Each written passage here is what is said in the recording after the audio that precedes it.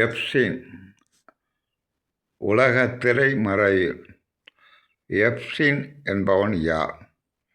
ஏன் உலக சமுதாயம் இதை பற்றி சற்று கூட சிந்தனை செய்யவில்லை? ஒரு செல்வம்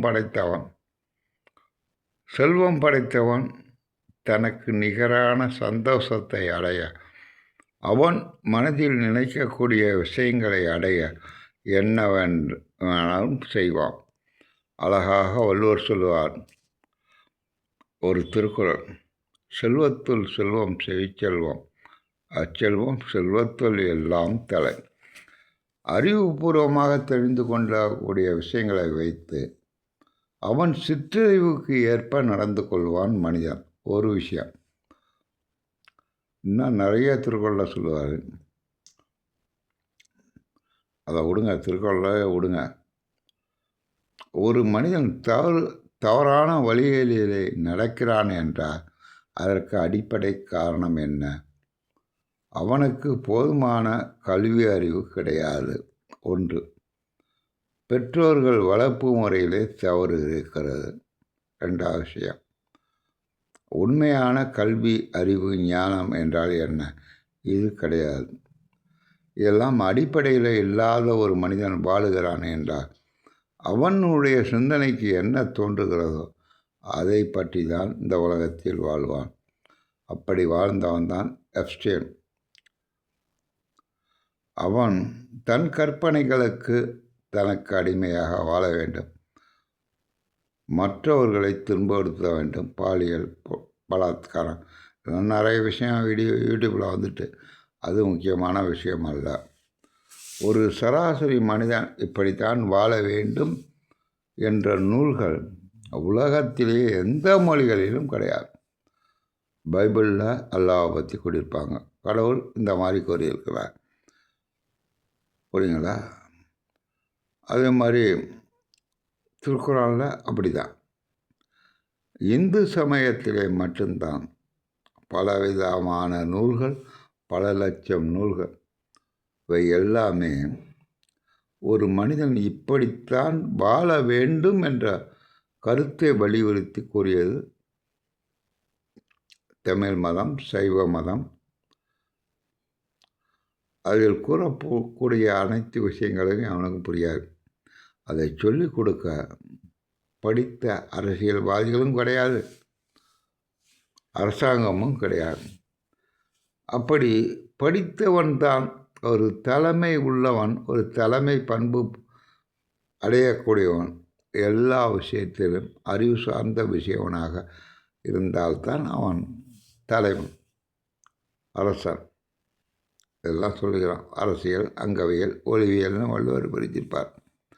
ஒரு அரசன் அல்லது ஒரு நாட்டின் பிரதமர், அவனுக்குள்ள தகுதி இருந்தால்தான் அவன் பிரதமராக இருக்க வேண்டும். தகுதி இல்லாதவன் பிரதமராக மாறினான் இந்த மாதிரி நிலைமை தான் நடக்கும். இதற்கு என்ன வழி? பொருட்பாலே நிறைய திருக்குறள் கூறியிருப்பார். இதை சொன்னால் எவனுக்கும் புரியாது. கலியுகம் முற்றிவிட்டது. கலியுகத்தில் இந்த மாதிரி தீவினை நிகழ்ச்சிகள் நிகழும். இதை தடுத்து நிறுத்த பழங்காலத்தில் வாழ்ந்த புலவர்கள் எடுத்து தமிழிலே சொன்னால் பத்தாது.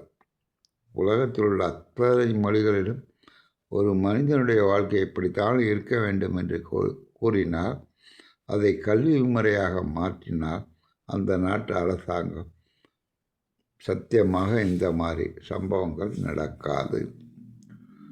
இதை வலியுறுத்த யார் உலகத்தில் ஒருவன் இருக்கிறான்? அதற்காகத்தான் நான் முயற்சி செய்து கொண்டிருக்கிறேன். எனக்கு தெரிந்த மொழி தமிழ் மொழி.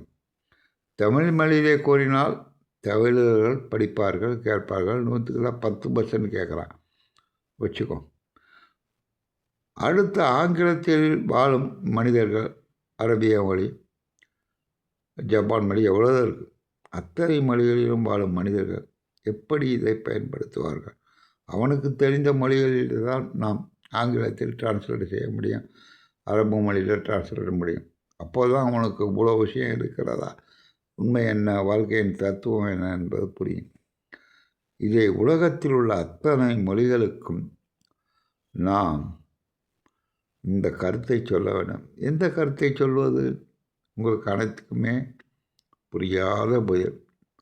அதனால தான் கடவுள் வள்ளுவ பெருமான் ஞானி தமிழிலே எழுதி வைத்து விட்டு போனார்.